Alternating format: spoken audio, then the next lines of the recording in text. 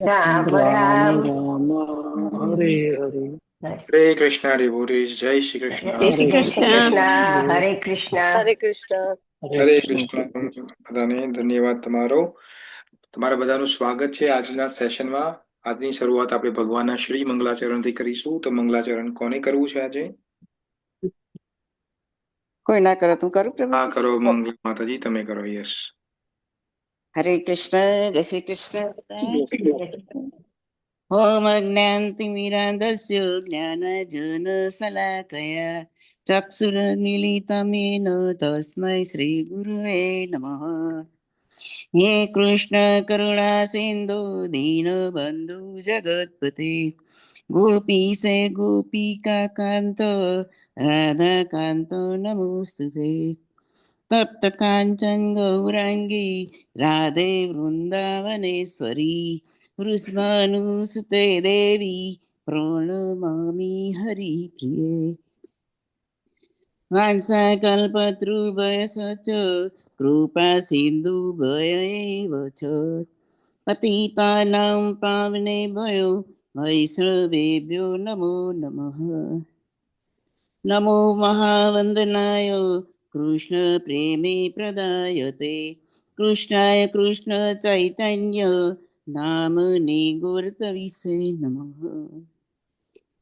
ઓ નમઃ વિષ્ણુપાદાય કૃષ્ણાય પાદાય કૃષ્ણ પ્રેષ્ઠાય ભૂતલે શ્રીમતે ભક્તિ વેદાંત સ્વામિની ઇતિ નામિને નમસ્તે સરસ્વતે દેવે ગૌરવાણી પ્રચારિણે નિર્વિશેષ શૂન્યવાદી પાશ્ચાત્ય દેશતારિણે.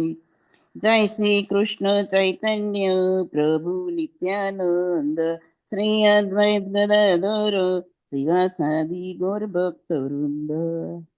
હરે કૃષ્ણ હરે હરે કૃષ્ણ કૃષ્ણ. કૃષ્ણ કૃષ્ણ કૃષ્ણ. કૃષ્ણ હરે હરે હરે રામ હરે રામ. હરે રામ રામ. રામ રામ હરે હરે. ઓમ નમો ભગવતે વાસુદેવાય. વાસુદેવાય. ઓમ નમો ભગવતી વાસુદેવ. વાસુદેવાય. જગતશીલ પ્રભુપાદ કી જય. રાધા કૃષ્ણ ભગવાનની જય. બધા હરિભક્તોને પણ જય. શ્યામ સુંદર પ્રભુજીની જય. હરે કૃષ્ણ માતાજીને હરે કૃષ્ણ. મંગલા માતાજીની પણ જય. હરે કૃષ્ણ. સો હરે કૃષ્ણ પ્રભુ. તો આપણે બધા ભગવદ્ ગીતાના બીજા ચેપ્ટરના 68 શ્લોક ઉપર આવી પહોંચે છે. હવે આ ભગવદ્ ગીતાનો સેકન્ડ જે ચેપ્ટર છે ઓલમોસ્ટ આવતા વીકે આપણું પૂરું થઈ જશે, કારણ કે એમાં 72 શ્લોક છે. અને આજે આપણે પ્રયાસ કરવાના છે કે આપણે 68, 68 અને 69 આ બંને શ્લોકને લેવાનો પ્રયત્ન કરીશું. જે રીતે આપણે જે ટાઈમ જે રીતે છે વિલ ટ્રાય. બરાબર. તો આપણે ગઈકાલે 67 વર્ડ્સ ઉપર આપણે મનન કર્યું હતું. તો કોઈને યાદ છે આપણે શું વાત કરી હતી?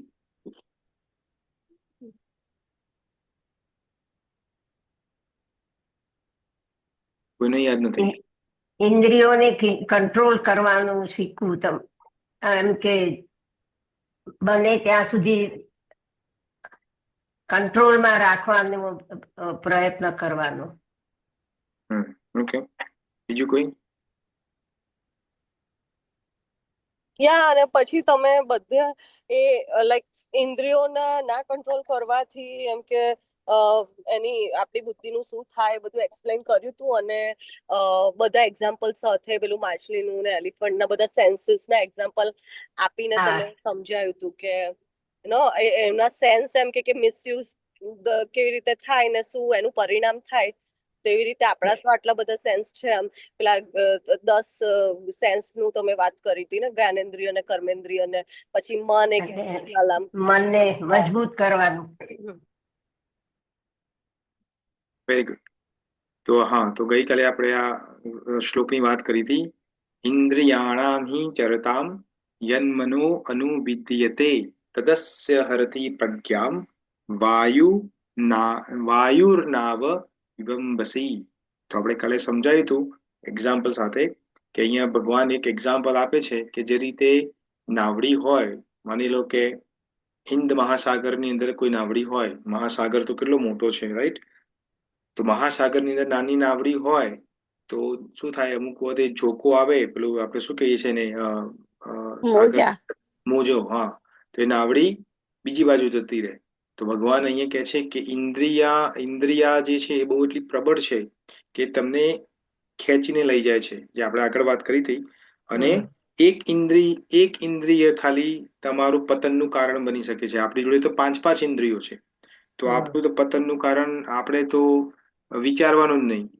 શું કહેવાય, આપણી મુક્તિ માટે તો બહુ દૂરની વાત છે. અને કાલે આપણે જેમ જોઈભાઈને કીધું એમ એક ઇન્દ્રિયો વિશે આપણે તમને જણાવ્યું હતું કે માછલી છે તો એનું ટેસ્ટ બડ ઊંચા છે તો એક કાંટામાં ફસાઈ જાય છે. હાથીનું એક્ઝામ્પલ આપ્યું હતું કે એને સ્પર્શ ઇન્દ્રિયો જોડે બહુ કનેક્શન છે, તો હથણી એની પાછળ ભાગે છે ને એ ટ્રેપ થઈ જાય છે. ડિયર જે છે, હરણ, તો એને જે કાનની જે ઇન્દ્રિય છે એના કારણે એનું પતન થાય છે. એમ કરીને તમને એક જુદા જુદા એક્ઝામ્પલ, જે ભમરો જે છે તો એને સૂંઘવાનું ઇન્દ્રિયોનું, હા, તો એ કમળમાં ફસાઈ જાય છે, રાઈટ? તો એક ઇન્દ્રિયો આ લોકોને કઈ રીતે પતન થાય છે એ લોકોનું, એ આપણે જોયું હતું. તો આપણે જોડે તો ભગવાને 5 ઇન્દ્રિયો આપી છે, તો આપણું તો ઉદ્ધાર જ નથી. તો ભગવાન અહીંયા આપણે શ્રીમદ ભગવદ્ ગીતામાંથી સમજાવે છે કે આપણો ઉદ્ધાર કઈ રીતે થાય. આપણે થોડા એના માટે સજાગ રહેવું પડશે, સ્થિતપ્રજ્ઞ બનવું પડશે. તો આ સ્થિતપ્રજ્ઞનો આજનો જે 68મો જે શ્લોક છે એ કાઇન્ડ ઓફ છેલ્લો શ્લોક છે સ્થિતપ્રજ્ઞ માટે. ભગવાન અહીંયા 60મા શ્લોકથી ચાલુ કર્યું છે સ્થિતપ્રજ્ઞ વિશે જણાવવાનું. તો 60 થી માંડીને 68 સુધી ભગવાને 60મા શ્લોકથી તો ઇન્દ્રિયો વિશે જણાવવાનું ચાલુ કર્યું છે. ભગવાને તો 55મા શ્લોકથી ચાલુ કર્યું છે. 55 શ્લોકથી સ્થિતપ્રજ્ઞની વાત કરી છે. તો આપણે આ ઇન્દ્રિયોનું જે શ્લોક જે અહીંયા છે એ ભગવાન અહીંયા ઓલમોસ્ટ પૂરું કરવા જઈ રહ્યા છે. અને પછી આગળના શ્લોકમાં ભગવાન બીજી વાત કરશે જે સ્થિતપ્રજ્ઞ પર જ છે, પણ ઇન્દ્રિયોનું અહીંયા રેપઅપ કરવાના છે ભગવાન આ શ્લોકની અંદર.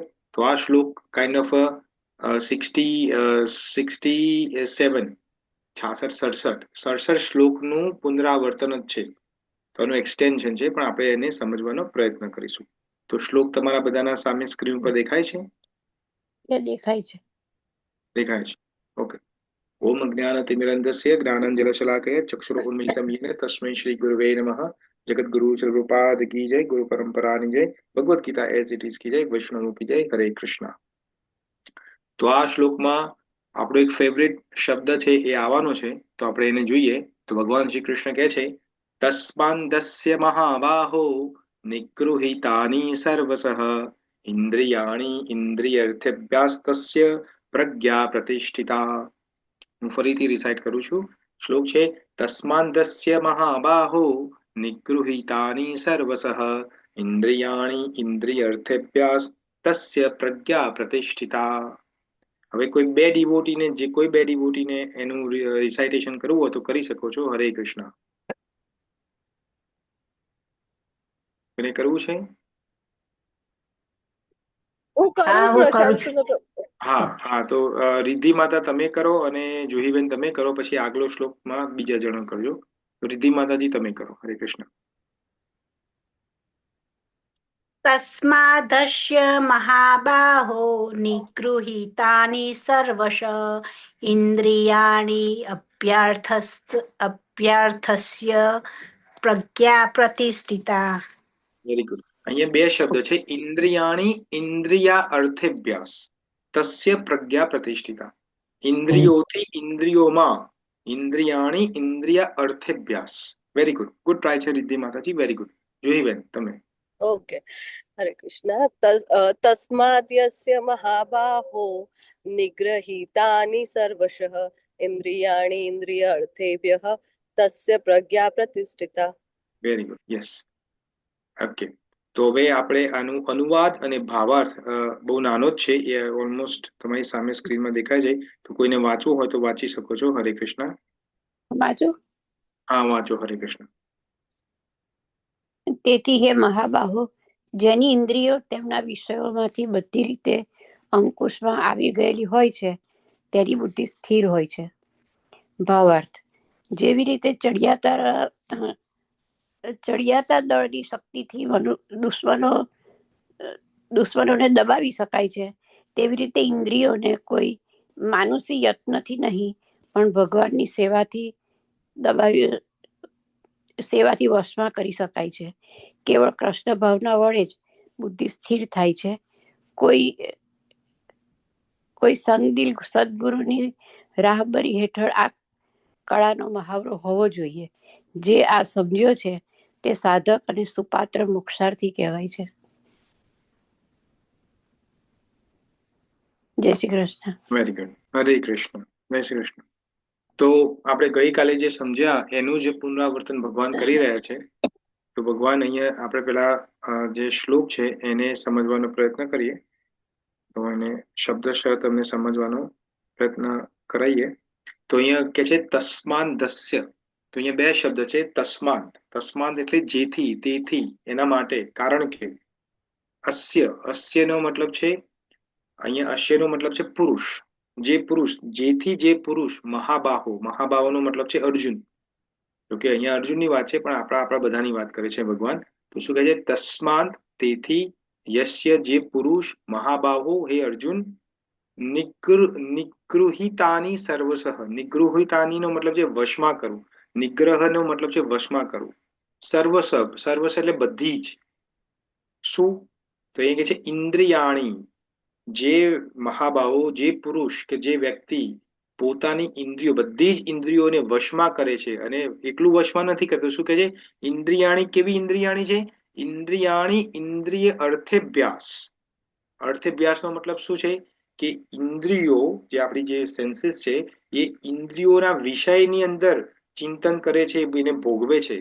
ઇન્દ્રિયોનો જે પદાર્થ છે, વિષય પદાર્થ, જેને સેન્સ ઓબ્જેક્ટ કહેવાય ઇંગ્લિશમાં, એને ભોગવે છે. તો એવી ઇન્દ્રિયોને જે નિગૃહતાની, જેને વશમાં કરે છે, તસ્ય જેથી, તેથી, એની પ્રજ્ઞા પ્રતિષ્ઠિતા, એ સ્થિર બુદ્ધિ વાળો કહેવાય છે.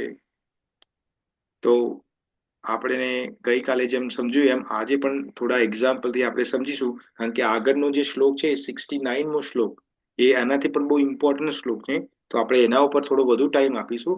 આ શ્લોકને આપણે ઓલરેડી ગઈકાલે સમજી ગયા છે, તો થોડું આના પર ચિંતન કરીશું અને પછી આપણે આગળ વધીશું. તો જુઓ, જેમ મેં કીધું આગળ, 60મા શ્લોકથી ભગવાને ઇન્દ્રિયોની વાત કરવાની ચાલુ કરી છે. તો છેક 60માંથી માંડીને 68 શ્લોક સુધી ભગવાન ઇન્દ્રિયોની વાત કરે છે. તો આનું એક પેટર્ન દેખાય છે આપણને. એક પેટર્ન શું છે? પેટર્ન કોઈ કહેશે આનું શું પેટર્ન? તમને તમારી જે પણ બુદ્ધિ જે છે, તમને જે સમજણમાં આવી, એનાથી તમને શું પેટર્ન ખબર પડે છે? ભગવાન શું વાત કરવા માંગે છે આ 8 શ્લોકોની અંદર ઇન્દ્રિયોને લઈને? કોઈ કહેશે? એટલે આ લાસ્ટ 2 શ્લોકાસમાંથી કે પછી ઓવરઓલ એમ કે ને ઓવરઓલ 60મો શ્લોક જે ભગવાને કીધો, 60 જે શ્લોક છે ભગવાને, તો તમને કદાચ યાદ ના હોય. 60 શ્લોક તમને યાદ છે કોઈને? યતતો અપી કૌંતેય. ઓકે, હા, 2 મિનિટ. રિદ્ધિ માતાજી હાથ ઊંચો કર્યો છે. હા, રિદ્ધિ માતાજી. આજુ એમ કહેવા માંગે છે કે આપણે ઇન્દ્રિયોને કંટ્રોલ કરીએ તો આપણી બુદ્ધિ સ્થિર થાય.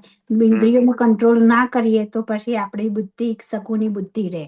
વેરી ગુડ, એક્સલન્ટ રિદ્ધિ માતાજી, બહુ સુંદર આન્સર આપ્યો તમે. બસ, વેરી ગુડ. તો જો આનો પેટર્ન ભગવાને આપણને શું સમજાવે છે કે ભગવાન એવું કહે છે કે જે મન અને ઇન્દ્રિયોને જે કંટ્રોલ કરે છે એની જ બુદ્ધિ સ્થિર છે. અને જેની બુદ્ધિ સ્થિર છે, પ્રજ્ઞા પ્રતિષ્ઠિતા, આ શબ્દ વારંવાર આપણે આવ્યો છે આ બધા શ્લોકોની અંદર. જેની બુદ્ધિ સ્થિર થાય છે, આપણે વાત કરી હતી કે બુદ્ધિ એ બધા ડિસિઝનો લે છે. આપણા ડિસિઝનો કોણ લે છે? બુદ્ધિ. તો જો બુદ્ધિને શકુની જેવી કરવી છે કે વિદુર જેવી કરવી છે? તો શકુની જેવી બુદ્ધિ કરશો તો મહાભારત થશે. જે આપણા લાઈફમાં ઓલરેડી મહાભારત થાય જ છે રોજ. અને એક બુદ્ધિ કેવી છે? તો એક બુદ્ધિ છે વિદુર જેવી. તો વિદુરજીની બુદ્ધિ કેવી છે? ભગવાનની અંદર સતત ચિંતન છે એમનું.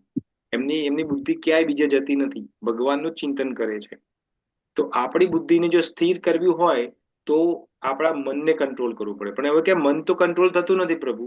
તો ભગવાન કહે છે કે મનના જે પાંચ સાથીદારો છે, શસ્ત્રો જે છે, જેનાથી મન પોતાનું કાર્ય કરે છે, એ કઈ છે? ઇન્દ્રિયો. આ ઇન્દ્રિયોને આપણે કંટ્રોલ કરવાની છે.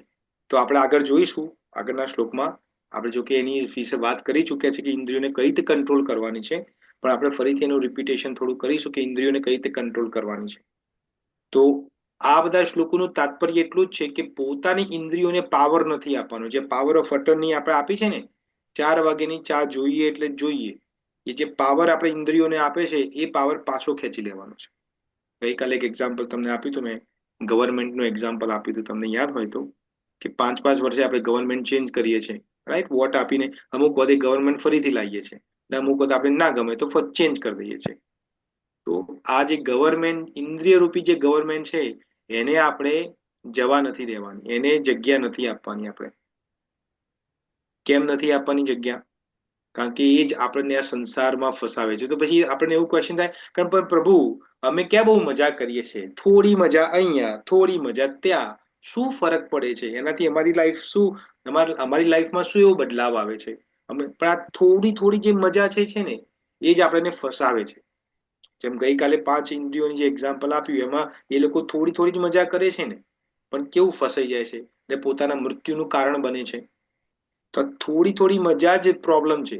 અમુક લોકો, અમે જ્યારે સ્કૂલમાં કોલેજમાં ભણતા, તો અમને યાદ છે કે અમારા જે સાથીદારો હોય કે એ વખત તો પીતા બધા, રાઈટ? તો કે થોડું, એક ટીપું, એક થોડો અડધો ગ્લાસ, અડધો નહીં તો થોડું એને. તો આ શું થાય? અમે ના પડીએ, ના ભાઈ, અમે તો ભગવાનના ભક્ત છીએ, અમે તો આ બધું નથી કરતા. કે થોડું પીવાથી શું થાય? આ થોડું પીવાથી શું થાય? એનો ટેસ્ટ તમારા જીભ ઉપર આવે, પછી બીજી વખત થાય લઈને થોડું પીવો છું, લઈને થોડું પીવું, એમ પી કરીને આદત પડી જાય. આ આદત પડી જાય એ જ ઇન્દ્રિયોની આદત છે. આ ઇન્દ્રિયોને આપણે જે આદત પડાવીએ છીએ ને, એ પ્રોબ્લેમ છે. એટલે જ્યારે ઇન્દ્રિયો કશું માગે છે, જેમ કલ્પનાબેને કીધેલું છે કે ચા પીતા હતા, પણ આ ખાલી ભગવદ્ ગીતામાં આવ્યા, ભગવદ્ ગીતાનું ખાલી નોલેજ લીધું છે એમને, આ ખાલી જે ક્લાસમાં જોડાઈ રહ્યા છે, એના કારણે એમને ચા છોડી દીધી છે. વિચાર કરો તો કેટલું પાવરફુલ આ ભગવદ્ ગીતાનું જ્ઞાન છે. તો આપણે જોઈને રેગ્યુલરલી સાધના કરીએ, રેગ્યુલરલી ભગવદ્ ગીતાનું જ્ઞાન લઈએ, ભગવાનની વાતો સાંભળીએ આપણે, તો આ જે ઇન્દ્રિયો જે છે, જે આપણને ભોગ વિલાસમાં લઈ જાય છે ખેંચીને, એને પણ આપણે પાછી લઈ શકીએ છીએ, એ પાવર પાછો લઈ જઈ શકીએ છીએ. તો આ શ્લોકની અંદર આ ભગવાન આવું સમજાવ્યું છે. આગળ ઘણું બધું આપણે સમજવાનું છે, પણ હું આ જે બીજું જે સમજવાનું છે એ આવતા શ્લોક માટે રાખું છું, કારણ કે એ થોડો વધુ ઇમ્પોર્ટન્ટ શ્લોક છે. એમાં થોડું આપણે ડિટેલમાં એક્સપ્લેનેશન કરીશું. તો આ શ્લોકમાં કોઈને કોઈ ક્વેશ્ચન હોય તો કરી શકો છો. હરે કૃષ્ણ. છે કોઈને કોઈ ક્વેશ્ચન?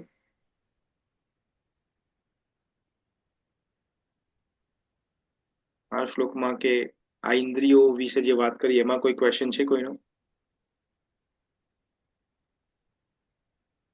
નથી. ઓકે. તો હવે જે આગળનો જે શ્લોક છે, 69 નો શ્લોક, વિચ ઇઝ વેરી ઇમ્પોર્ટન્ટ શ્લોક છે, તો એ હવે આપણે જોવા જઈ રહ્યા છે. ઇમ્પોર્ટન્ટ એટલો શ્લોક છે કે એને લિટરલ મિનિંગમાં જો સમજીએ તો એનો શું ગડમથલ થઈ શકે છે, અને ભગવાન જે સમજાવે છે એમાં આપણી સમજણ ક્યાં સુધી છે એ આપણે સમજવાની છે, રાઈટ? તો શ્લોક તમારા સ્ક્રીન ઉપર તમને દેખાતો હશે, શ્લોક ક્રમાંક 69. તો અહીંયા ભગવાન કહે છે, યા નિશા સર્વભૂતાનામ તસ્યામ જાગૃતિ સંયમી, યસ્યામ જાગૃતિ ભૂતાની સા નિશા પશ્યંતો મુનેઃ. હું ફરીથી એને રિસાઇટેશન કરું છું. ભગવાન કહે છે, યા નિશા સર્વભૂતાનામ તસ્યામ જાગૃતિ સંયમી, યસ્યા જાગૃતિ ભૂતાની સા નિશા પશ્યંતો મુનેઃ.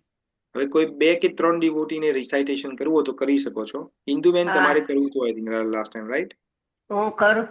હા, ઇન્દુબેન કરો. હરે કૃષ્ણ. યા નિશા સર્વભૂતાનામ તસ્યામ જાગૃતિ સંયમી,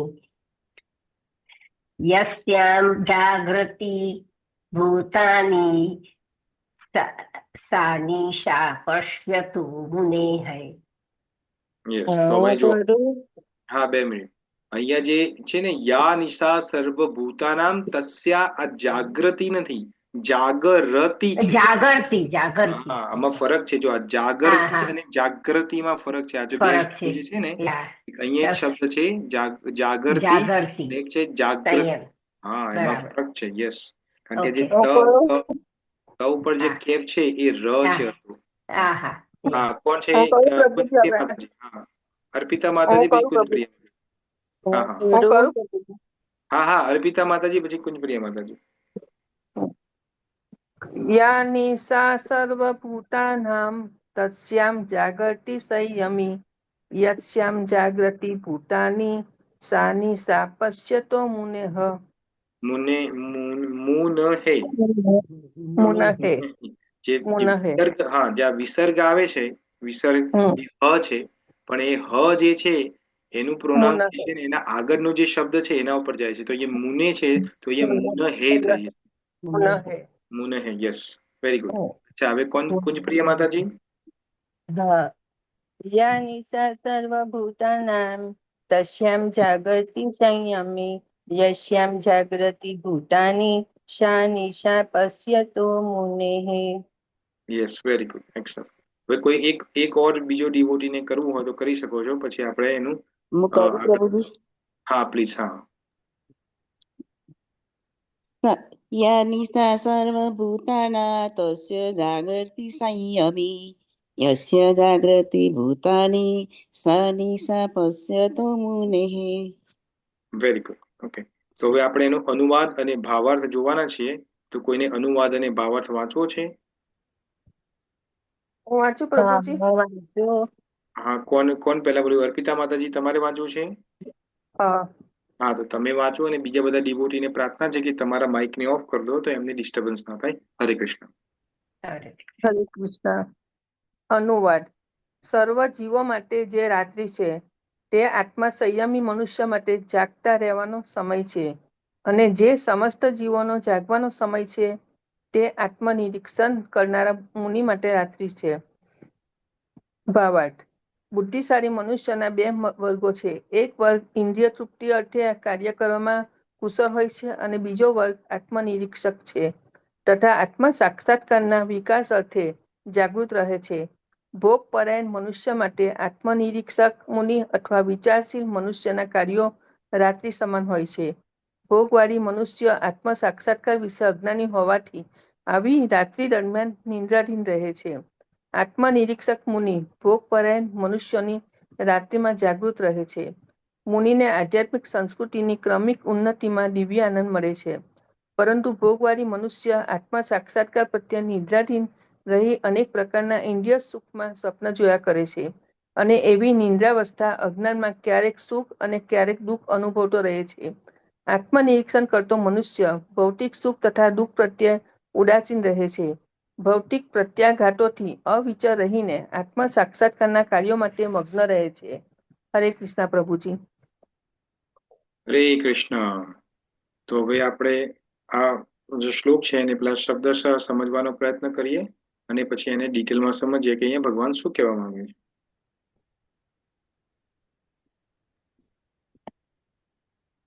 ઓકે, તો અહીંયા ભગવાન કે છે યા નિશા સર્વભૂતાનામ.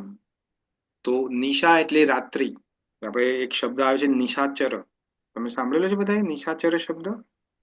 અહીંયા હા, નિશાચર. હા, તો કે છે યા નિશા. યા એટલે જે, નિશા એટલે રાત્રિ, સર્વભૂતાનામ. સર્વભૂતાનામ એટલે સમસ્ત પ્રાણીઓ માટે, એટલે સમસ્ત લોકો, જેટલા મનુષ્ય છે એના માટે છે. તો યા નિશા સર્વભૂતાનામ તસ્યા જાગર્તિ સંયમી. તસ્યા એટલે તેમાં, જાગર્તિ એટલે જાગવું, જાગે છે. સંયમી નો મતલબ શું થાય? આ જે સેલ્ફ રિલાઇઝ પર્સન જે છે એની વાત કરે છે.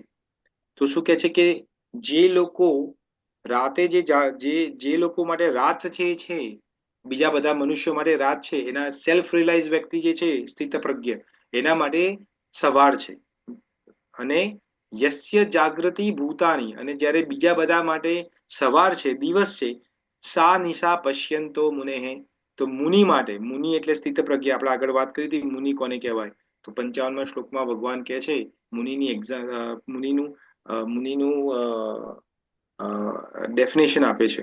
તો મુનિ એ જ સ્થિતપ્રજ્ઞ. તો કે છે કે જે લોકો સવાર, બીજા બધા માટે જે સવાર છે એ મુનિ કે સ્થિતપ્રજ્ઞ માટે રાત છે. તો હવે આમાં શું સમજાવવા માંગે છે ભગવાન? જો આ જે શ્લોક જે છે એમાં ભગવાન સાધારણ મનુષ્ય અને સ્થિતપ્રજ્ઞ વ્યક્તિ છે એમાં તફાવત શું છે એ સમજાવે છે આપણને. અત્યાર સુધી આપણે સમજમાં આવી કે સ્થિતપ્રજ્ઞ કોણ છે, કેવો છે, શું કરે છે, બધું હવે સમજ્યા. પણ ભગવાન હવે અહીંયા સમપ કરે છે. એમનું આ સ્થિતપ્રજ્ઞનું જે ટાઇટલ ચાલુ કર્યું છે એને પૂરું કરવા માંગે છે. તો અહીંયા ડેફિનેશન તેને ડિફરન્શિએશન બતાવે છે. તો એક લિટરલ મિનિંગ જોઈએ આપણે. લિટરલ એટલે એઝ ઇટ ઇઝ જે તમે જુઓ છો આ શ્લોકને, તો એનો લિટરલ મિનિંગ શું થાય? તો એનો લિટરલ મિનિંગ એ થાય કે જે રાત્રે જાગે છે એ સેલ્ફ રિયલાઇઝ પર્સન છે, એ સ્થિતપ્રજ્ઞ વ્યક્તિ છે. તો એનો મતલબ એવો થાય કે રાતે જે બધા જે જોબ કરે છે પેલા વોચમેનની ડ્યુટી, રાઈટ, એ બધા સેલ્ફ રિયલાઇઝ વ્યક્તિ કહેવાય? ના, કેમ? એ તો ભગવાન એવું કહે છે. એ ભગવાન તો કહે પોતાના છે માટે કે જાગે છે. હા, એ લોકો પોતાના સ્વાર્થ માટે જાગે છે. અહીંયા ક્યારે ભગવાનની ના પાડી છે? ભગવાન તો કહે છે યા નિશા સર્વભૂતાનામ તસ્ય જાગૃતિ સંયમી. ભગવાન તો કહે છે કે યા જાગૃતિ ભૂતાનામ સારં પશ્યતો મુને. એ તો ખુદ ભગવાન કહે છે કે જે રાત્રે જાગે છે એને મુનિ કહે છે. તો શું પ્રોબ્લેમ છે? રાત્રે પેલા કોલ સેન્ટરમાં ઇન્ડિયામાં લોકો કામ કરે છે, આપણે અહીંયા સવાર પડે એટલે ઇન્ડિયા રાત થાય, રાઈટ? Call Yeah. સેન્ટર ઇન્ડિયામાં હોય છે, હા. તો એ લોકો જે રાતે જાગે એ તો બધા મુનિ કહેવાય ને? પછી તો ના કહેવાય મુનિ? કહેવાય ને? તો બધા સ્થિતપ્રજ્ઞ વ્યક્તિ કહેવાય.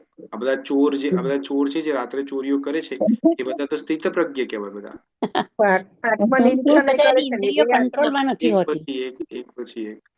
એ બધાની ઇન્દ્રિયો કંટ્રોલમાં નથી હોતી. અચ્છા, એ લોકોની ઇન્દ્રિય કંટ્રોલમાં નથી. ઓકે, એટલે જે લોકો રાત્રે જાગે છે એ લોકોની ઇન્દ્રિયો કંટ્રોલમાં નથી, એવું કહેવા માંગો છો તમે? અચ્છા, બીજા કોઈ? આત્મનિરીક્ષણ નહીં કરતા ને એટલે જે આત્મનિરીક્ષણ કરે તે મુનિ કહેવાય. આત્મનિરીક્ષણ કરે મુનિ એટલે થોડું સમજાવો. આત્મનિરીક્ષણ કરવાનો શું મતલબ થાય? એટલે આત્માને સંતોષ આપે. કઈ રીતે આપે?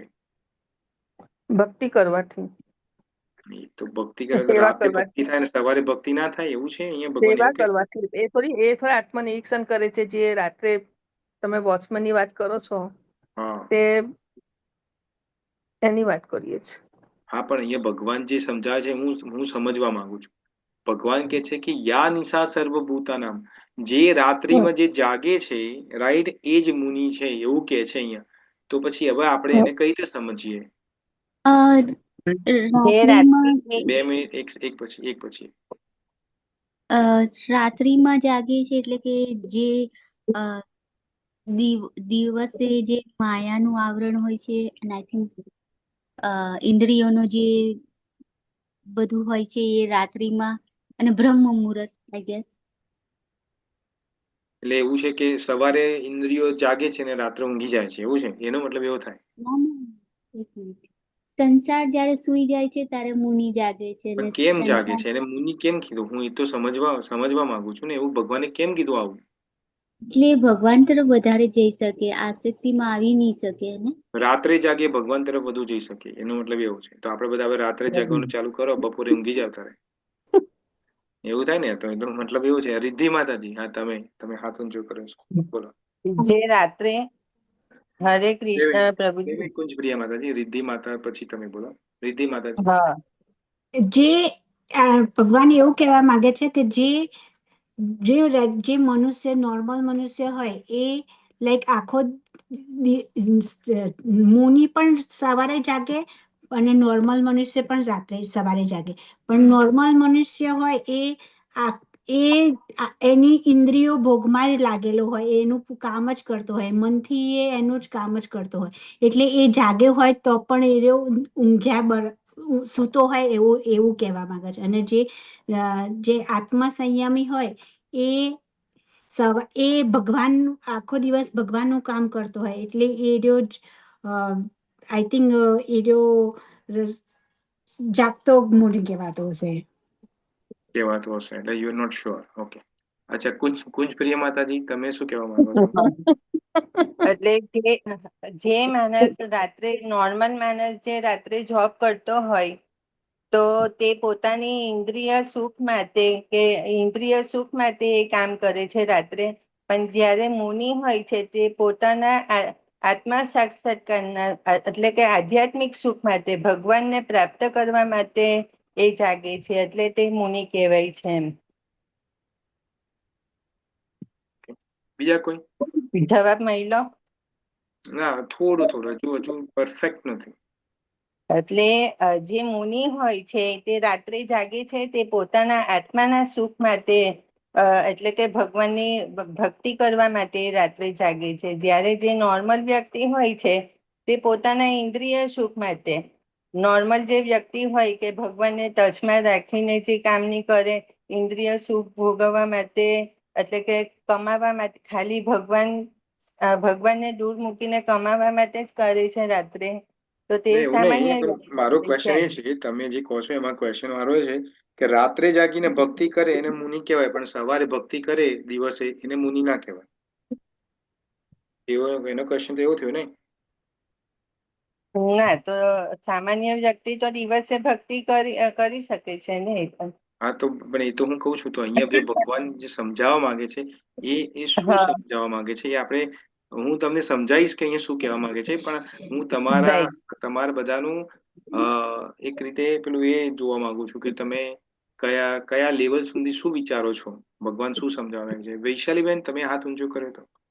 હા, હરે કૃષ્ણ પ્રભુજી. હરે કૃષ્ણ. આમાં ભગવાન એ કહેવા માંગે છે કે લાઈક ઇટ્સ, જે લોકો નથી સમજતા આ વસ્તુને કે sense ગ્રેટિફિકેશનથી human life sense gratification માટે નથી પણ રિયલાઇઝેશન માટે છે, એ લોકો સૂતા છે. અને જે લોકો આ વસ્તુને સમજે છે જાગૃત છે.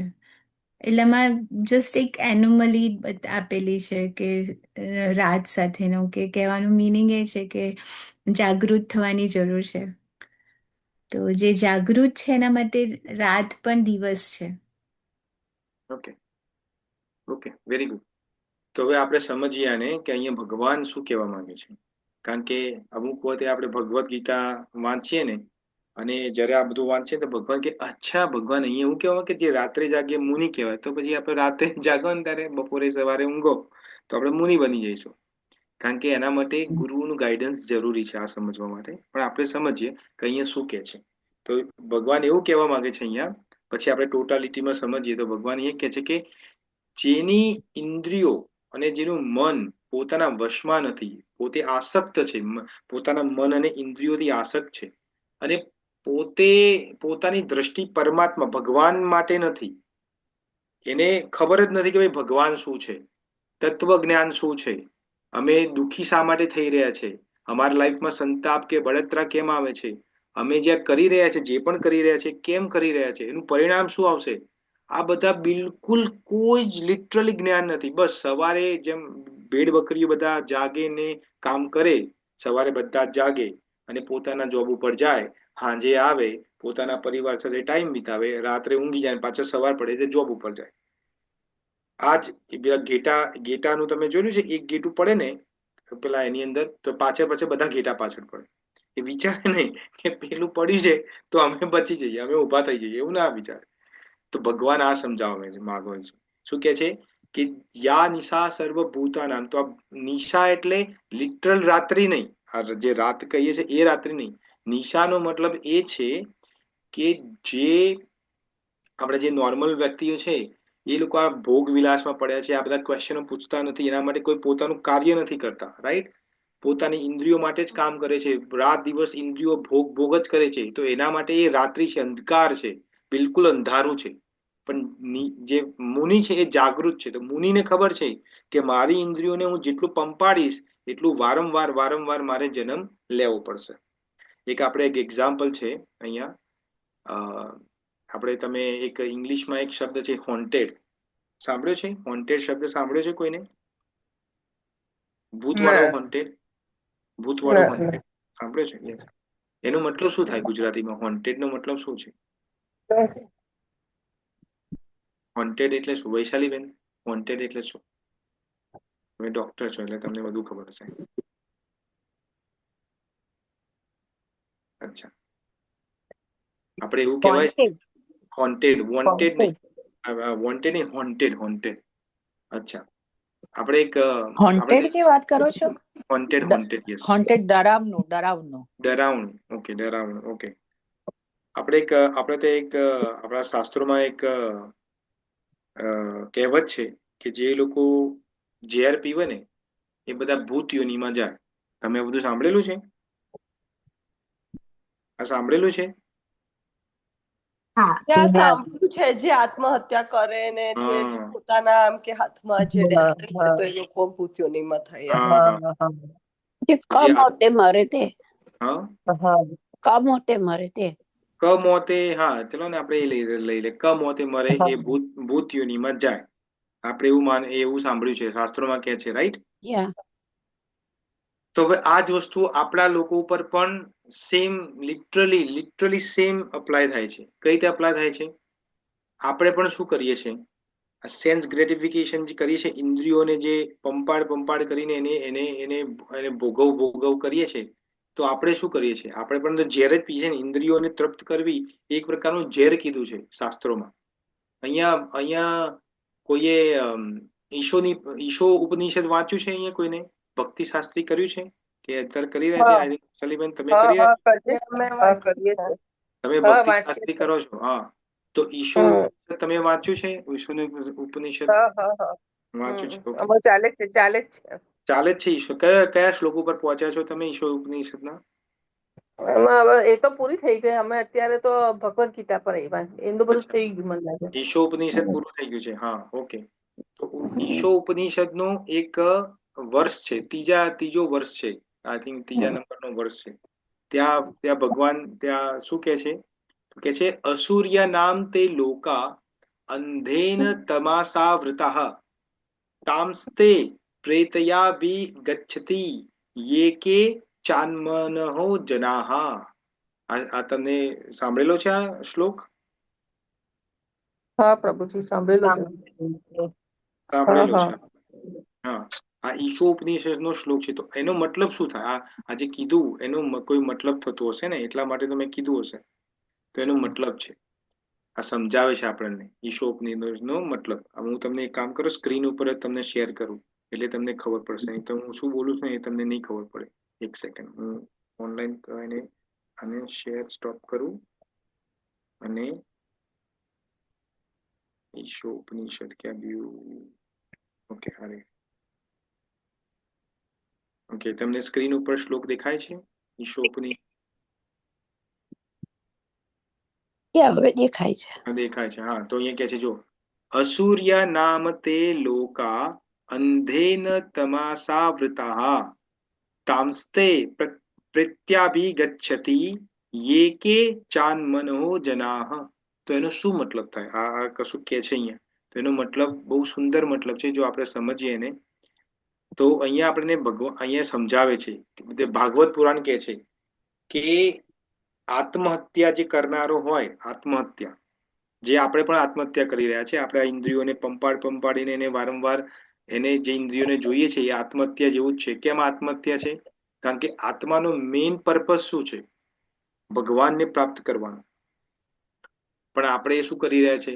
રાત દિવસ ઘેટા બકરાની જેમ આપણે આપણી જિંદગી જીવી રહ્યા છે. આપણને કશું ખબર જ નથી કે શા માટે જિંદગી જીવવાની, શા માટે આ કરવાનું. બસ લોકો કરે છે તો આપણે પણ કરીએ છીએ. તો અહીંયા કહે છે કે આત્મહત્યા કરનારો, જે આપણે લોકો પણ આત્મહત્યા કરનારા છે, તો એ લોકો શું કરે છે? એને અસુર કહેવામાં આવે છે. જે આત્માનું હત્યા કરે છે એને અસુર કહેવામાં આવે છે. અસુર નામ સાંભળેલું છે, અસુર. તો અસુર જે હોય એ પોતે શું કરે છે? તો એ દુઃખ જ ભોગવે છે, સુખ ભોગવી નથી શકતા. તો અહીંયા એવું કહેવામાં આવે છે કે જે લોકો વિધાઉટ થિંકિંગ કે હું આ પર્ટિક્યુલર મારી સેન્સીસને કેમ તૃપ્ત કરી રહ્યો છું, એને અહીંયા અસુર તરીકે વર્ણવવામાં આવ્યો છે. આપણે એક ઓર શ્લોક છે, 18મા અધ્યાયનો શ્લોક છે, એક મને યાદ આવે છે. 18મા અધ્યાયનો 38મો શ્લોક યાદ આવે છે. 18મા અધ્યાયનો 38મો શ્લોક આપણે અહીંયા જોઈએ.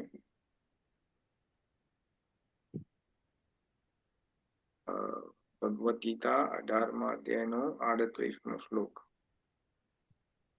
સેમ વાત અહીંયા ત્યાં ભગવાન કરે છે. હા, જો આ શ્લોકમાં પણ ભગવાન સેમ વાત કરે છે. શું કે છે અહીંયા ભગવાન? અહીંયા કે છે વિષયાન્દ્રિય સંયોગાદસ્ય દૃગે અમૃતપમમ પરિણામે વિષિમીવ તત્સુખમ રાજસમ સમૃતમ. તો એનો શું મતલબ થાય? તો અહીંયા ભગવાન કૃષ્ણ કહે છે, સમજાવે છે કે that happiness which is derived from the contact of senses with their object and which appears like a nectar at the first but the poison at the end is said to be the nature of passion. એનો મતલબ શું થાય કે આપણે જ્યારે ઇન્દ્રિય સુખ ભોગવતા હોય ને તો આપણને બહુ આનંદ થાય. આપણે ચાના સબકડા ભરતા હોય, 4 વાગ્યાની ચા પીતા હોય તો આપણને બહુ મજા આવે, રાઈટ? પણ એ ચા અંદર પેટમાં જઈને શું કરે છે તમને ખબર છે? કોઈને ખબર છે ચા શું કરે છે પેટમાં જઈને? નથી ખબર. આપણે તો પીવાથી મતલબ પેટમાં જઈને શું કરે, એને શું ફરક તો બહુ પડે? એસિડિક હોય છે એસિડિટી થાય છે. એસિડિક હોય. હા, એસિડિક હોય. પછી બીજું કેફીન ઇન્ક્રીઝ કરે. કેફીન. હા, પછી બીજું શું કરે? બોન્સ ને ડેમેજ કરે. હા, તમોગુણી organ. છે. એ તો છે, તમોગુણી તો છે જ. ઓર્ગન્સ ને ડેમેજ કરે. તમે લીવર જોયેલું છે? લીવર આ ડોક્ટર છે વૈશાલીબેન, એમને થોડું વધુ ખબર પડશે. નોર્મલ લીવર હોય ને, નોર્મલ લીવર અને જે ચા પીતો હોય ને એનું લીવર જો ડોક્ટર કમ્પેરિઝન કરે ને તો ચા પીતા વાળું જે લીવર હોય ને એકદમ કાળું પડી ગયેલું હોય, એનું કામ ના કરે બરોબર. તમે આ થોડું સમજવું થોડું ડિફિકલ્ટ છે અહીંયા, કારણ કે હવે હું ડોક્ટર છું નહીં અને તો અહીંયા તમને બતાવી શકતો નથી બધી વસ્તુઓ, પણ આ તમને સમજાવું છું કે આપણી ઇન્દ્રિયોને જે પંપાડીને જે કરીએ છે ને એ તો કેટલું બધું આપણે એનું એ કરીએ છીએ, કેટલું બધું એનું શું કહેવાય, આપણા આત્મા માટે પણ. આપણા આત્માને કીધું અહીંયા ભગવાન લિટરલી ઈશોપનિષદમાં કહે છે કે આત્માનો કિલર છે જે ઇન્દ્રિયોને ભોગ, કારણ કે ઇન્દ્રિયોના ભોગના કારણે આપણે વારંવાર જન્મ લઈએ છીએ. ભગવાન કહે છે 8મા ચેપ્ટરના 5મા શ્લોકમાં, કોઈને યાદ હોય તો, કે ભગવાન ત્યાં કહે છે, શું કહે છે? અંતકાલે ચ મામેવરમ સ્મરણ મુક્ત્વા કલેવરમ. જે અંતકાલે મારું યાદ કરે છે મને પ્રાપ્ત થાય છે, પણ યમ વ્યાપી સ્મરણ ભાવ તજ્યંતે કલેવરમ. પણ જે વ્યક્તિ બીજા વિષયોનું ચિંતન કરે છે તો એની ગતિ પણ વિષયો એવી જ થાય છે. તો એટલા માટે અહીંયા આત્માનો કિલર કીધો છે. આ ઈશોપનિષદની અંદર જે 3જો શ્લોક જે કીધો છે આત્માનો કિલર, હવે તમને સમજમાં આવે છે કે ભગવાન કેમ ઇન્દ્રિયોને પંપાડતું જે આપણું જે નેચર છે એને આત્માનો કિલર કીધો છે? નથી સમજમાં આવતું? સમજમાં આવે છે? હા, સમજણ પડી છે આમ સુંદર પ્રભુ. હા, તો જો તો આ એટલે ભગવાન અહીંયા કહે છે કે રાત્રિમાં જાગવાનું ને દિવસમાં જાગવાનું ને બધું, આ એનો મતલબ આ છે કે જે યોગી જે છે સ્થિતપ્રજ્ઞ વ્યક્તિ એ પોતે શું કરે છે? પોતાની ઇન્દ્રિયોને છૂટી નથી છોડી દેતો કે જે આવે આપણે મોંમાં નાખવાનું, જે આવે જોવાનું, જે આ કાનમાં આવે સાંભળવાનું, એવું નહીં. તો આંખ છે તો આંખ જોવાનું કાર્ય ડેફિનેટલી કરશે, કાન છે તો કાન સાંભળવાનું કાર્ય ચોક્કસ કરશે, મોં છે તો બોલવાનું કે ખાવાનું કાર્ય કરશે. પણ જે યોગી જે છે એ પોતાની ઇન્દ્રિયોને કંટ્રોલ કરે છે. શું કરે છે? કઈ રીતે કંટ્રોલ કરે છે? તો આપણે જોઈએ. તો પેલા સમજમાં આવ્યું કે અહીંયા રાત્રિ અને દિવસનો જે ભગવાન તફાવત સમજાવે છે એ શું સમજાવવા માંગે છે ભગવાન? અહીંયા કોઈ એવું છે જેને હજુ નથી ખબર પડી કે આ ભગવાન કેમ આવું કહે છે કે જે રાત્રે જાગે છે એ જ મુનિ છે? એવું હવે તમને ખબર પડી કે નથી પડી? ખબર પડી. અહીંયા કોઈ એવું છે જેને નથી ખબર પડી? બધાને ખબર પડી છે. ચાનું ઉદાહરણ આપીએ, મને નહીં સમજ પડી. એ કેમ આપ્યું? એ તમે કેમ ચા આપ્યું? આપણે ગુજરાતીનો પ્રિય છે ને, ચા છૂટતી નથી. એટલે આ ચાનું વારંવાર ઉદાહરણ એટલા માટે આપવાનું કે તમે એક દિવસ ચા છોડી દો. અહીંયા કેવી રીતે ફિટ થાય? અહીંયા કઈ રીતે ફિટ થાય? ઓકે, તમે ચા કેમ પીવો છો તમે મને જણાવો. ઇન્દિરાબેન, હવે તમે જ મને જવાબ આપશો, બીજા કોઈ જવાબ નહીં આપે. ચા તમે કેમ પીવો છો? તમને ચા પીવી ગમે છે? તમે પીવો છો ચા? ગમે છે. ગમે છે, પીવો છો એનો મતલબ. ઓકે, કેમ પીવો છો ચા? એમાં કોઈ વિટામિન્સ હોય છે, મિનરલ્સ, વાઇટામિન્સ હોય છે, vitamin A, vitamin B, C, D જે આવતા બધા છે એની અંદર? ના, એમાં કઈ જ નથી. તો કેમ પીવો છો? તમને ખબર છે કે આમાં કશું જ નથી તો શું કામ પીવો છો તમે ચા? એક ટેવ પડી ગઈ. કેમ પણ ટેવ પડે તો ઘરમાં ટેવ તો ઘરમાં બધા પીતા હોય એની સાથે સાથે. ના ના એ આન્સર નથી. ઘરમાં પીતા તો ઘરમાં કાલથી હવે થોડું થોડું પોઈઝન પીવાનું ચાલુ કરાવો આપણે. કરાવશો? એટલે થોડું થોડું પીતા એટલે બધાની સાથે સાથે પીવા માંડી એમ. આ આન્સર નથી. આન્સર એ છે કે તમને ચા પીવી એટલે ગમે છે કે તમારી ઇન્દ્રિયોને તમારા જીભનો જે ટેસ્ટ છે ને એટલા માટે પીવો છો ચા. આ રિયલ રીઝન આ છે. બધા પીવે છે એટલે હું પીવું છું એવું નથી. આ રિયલ આન્સર નથી ઇન્દિરાબેન. હવે તમે આ તમારી જાતને પૂછો. હવે તમે મને જવાબ ના આપો.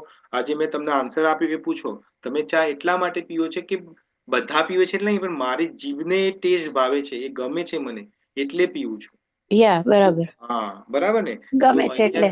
હા તો આપણે જે ઈશો ઉપનિષદનો આ ત્રીજો શ્લોક જોયો એમાં શું સમજાવે છે ભગવાન? તો અહીંયા આ જ સમજાવે છે કે જે આત્માનો કિલર કોને કીધો છે? આત્માનો કિલર જે આપણે તમને આગળ મેં કીધું ને, જે આત્મહત્યા કરે, પોઈઝન પીવે તો ભૂત યોનિમાં જાય. તમને કીધું ને મેં સમજાયું.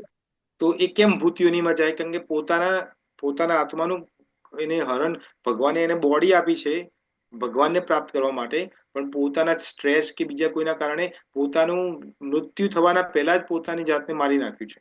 તો આત્માનો કિલર કીધો છે. એ રીતે આપણે પણ આત્માના કિલર છે. કારણ કે આપણી આ જે જીભ જે છે કે આપણી આ 5 ઇન્દ્રિયો છે એને પંપાડ કરીએ છીએ. તો એ પંપાડ કરવાથી શું થશે? આવતું જે જીવન થશે આપણું એ રીતે જ થશે. સાચું કે ખોટું? બરાબર. હા એટલા માટે કીધું. હવે ચાનું એક્ઝામ્પલ કેમ આપ્યું હવે ખબર પડી તમને? ખબર પડી. હા તો આપણે જે જીવન જીવીએ છીએ અને પશુ લોકો જે જીવન જીવે એમાં શું ફરક છે? જો પશુ પણ ખાય છે, પશુ પણ ખાવા પીવાનું કામ કરે છે, એ પણ જે રીતે આપણે ઊંઘવાનું સુખ ભોગવીએ છીએ એ પણ ભોગવે છે, રાઈટ? બધું જ કરે છે. જે આપણે કરીએ ને પશુ કરે બંને એક સેમ છે. ખાલી આપણે એક વસ્તુ વધુ કરીએ છીએ જે પશુ નથી કરતા. ને કઈ વસ્તુ છે ખબર છે? થિંકિંગ. ભક્તિ. નહીં. સંગ્રહ. ભગવાનની સેવા. ભક્તિ. ભગવાનની ક્યાં તમે ક્યાંથી ક્યાં લઈ જાઓ છો? ભગવાનની સેવા અને બધું નહીં. આપણે વિચારો કરીએ છીએ અને વિચારો. મળે તે રાખી નોર્મલ વ્યક્તિ, હું નોર્મલ વ્યક્તિની વાત કરું છું. આ ઇન્દ્રિયોનો આપણે કોટીની વાત ભગવાનમાં નથી. લગાવીએ. સંગ્રહ કરવો. ભગવાનમાં લગાવીએ. સંગ્રહ, પદાર્થનો સંગ્રહ કરવો. મારે આટલું જોઈએ, આટલા પૈસા જોઈએ. જેટલા પૈસા આવે તો તમને કોઈ એવું કહે છે કે ના પ્રભુજી હવે મારા બેંક બેલેન્સ 1 લાખ રૂપિયા છે, બહુ થઈ ગયું, મારે બહુ નથી જોતા? કોઈ કહે છે એવું? ના. શું કરો છો? આ સંગ્રહ પશુઓ સંગ્રહ કરે છે? પશુ કદી એવું વિચારે કે આજે મેં ખાધું તો કાલે શું ખાઈશું? ના. હા નથી વિચારતા. ના. પશુઓ તો કપડાં પહેરતા જ નથી, પણ આપણે તો કપડાં પહેરવા માટે કે જાતના ભાતના કપડાઓ છે. પછી તો માતાજીઓની તો નામ લેવાય જ નહીં. જ્વેલરી ને પર્સ ને બધું કેટલું બધું હોય છે તમારા લોકોને. તો એવું પશુઓ જોડે છે? ના. તો આપણા કરતા તો પશુઓની લાઈફ સારી ના કહેવાય એક રીતે? તો એ તો એક વાર ખાઈને બેસી જાય, પછી બીજા વખત ક્યારે મળશે ખબર નહીં પડે. પણ એમની લાઈફ તો આપણા કરતા સારી કહેવાય ને. ના તો જોબ કરવા જવાનું, ના કશું બિઝનેસ નહીં કરવાનું, જોબ નહીં કરવાનું, કશું નહીં કરવાનું. એમની લાઈફ તો આપણા કરતા સારી કહેવાય. ના રે, આપણી લાઈફ સારી. આપણી લાઈફ કઈ રીતે સારી? પદાર્થનો સંગ્રહ તો કરીએ છીએ આપણે, તો આપણી લાઈફ કઈ રીતે સારી છે? આપણી ઇન્દ્રિયો ભગવાનમાં લગાવીએ ને. એ તમે ક્યાંથી ક્યાં લઈ જાઓ? હું તમને નોર્મલ વાત કરું, તમે ઇન્દ્રિયોને ભગવાનમાં લગાડવાની વાત કરો. હું નોર્મલ વ્યક્તિની વાત કરું છું. હું ભક્તની વાત નથી કરતો અહીંયા. હું ભક્તની એવું નથી કે તમારી વાત કરું છું. નોર્મલ જે વ્યક્તિ જીવે છે, જે રાત દિવસ કામ કરે છે, મંડે ટુ ફ્રાઈડે કામ કરે, વીકેન્ડ આવે એટલે ખુશ થઈ જાય કે આ 2 દિવસ રજા, એની વાત કરું છું. હું તમારી વાત નથી કરતો. એની જે લાઈફ છે અને આ પશુની લાઈફ છે, એ કમ્પેરિઝન કરો તો પશુની લાઈફ ઉપર નથી દેખાતી તમને? ના તો એને જોબ કરવા જવાનું, ના તો પૈસા ભેગા કરવાના, ના કપડા ભેગા કરવાના, ના છોકરા બૈરાનું કોઈ ટેન્શન, કશું ટેન્શન નહીં. ખાલી ખાવાનું પણ ટેન્શન નહીં. ખાવાનું ક્યાંકથી મળી જ જાય છે બિચારાઓને. એમની લાઈફ સારી ના કહેવાય આપણા કરતા? તમે હસો છો પણ જવાબ નથી આપતા.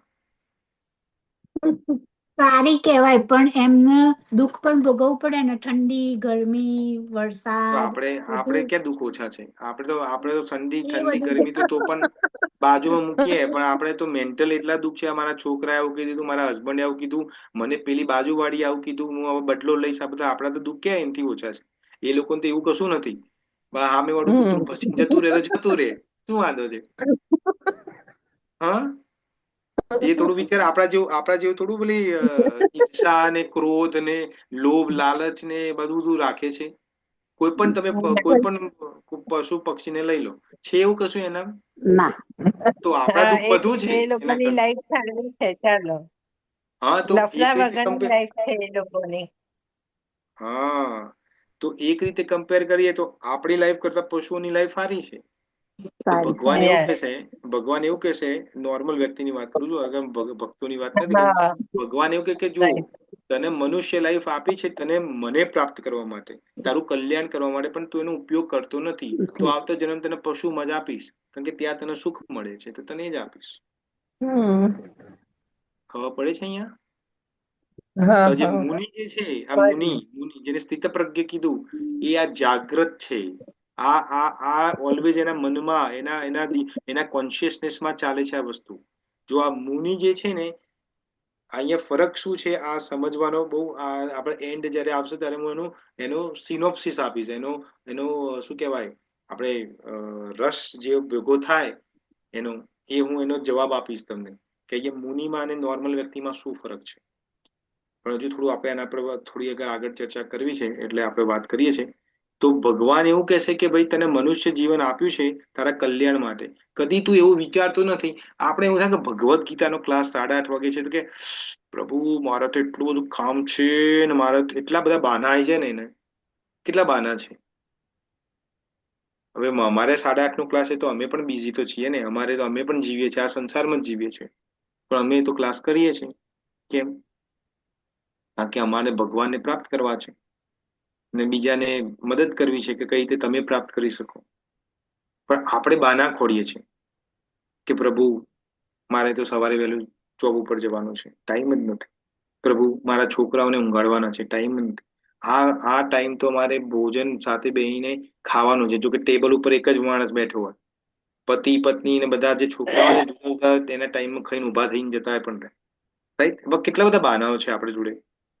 પણ ભગવાનની ભક્તિનું જયારે આવે છે ત્યારે આપણા જોડે બાના ઉભા છે. હમણાં એવું કહું હું તમને કે આ 8:30 નો ક્લાસ છે, જેટલા લોકો અટેન્ડ કરશે દરેકને $1,000 આપીશ. તો કેવો અટેન્ડ કરો તમે? કરો કે ના કરો? હા, કારણ કે પૈસા તો હાજરી પુરાઈ જાય. હા, તો પૈસા તો ત્યાં વાલા છે. હવે ખબર પડે છે?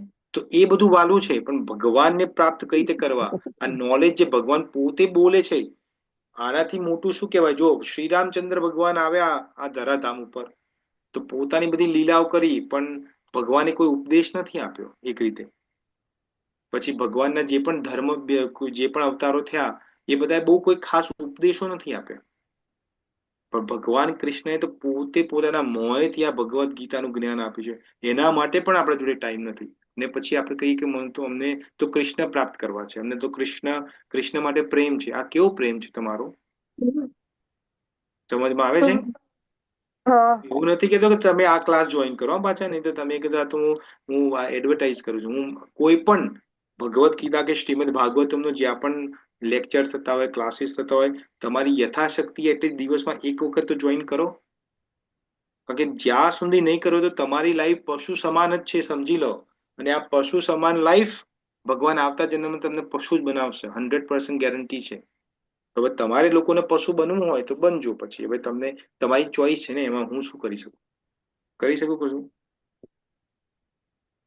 તમે નાના છોકરાઓને જોયા છે? નાના છોકરાઓ હોય ને, અમે જયારે નાના હતા ને ત્યારે અમે લકોટીઓ રમતા હતા. લકોટી તમે બધા જોયેલી હશે, કંચા રાઈટ.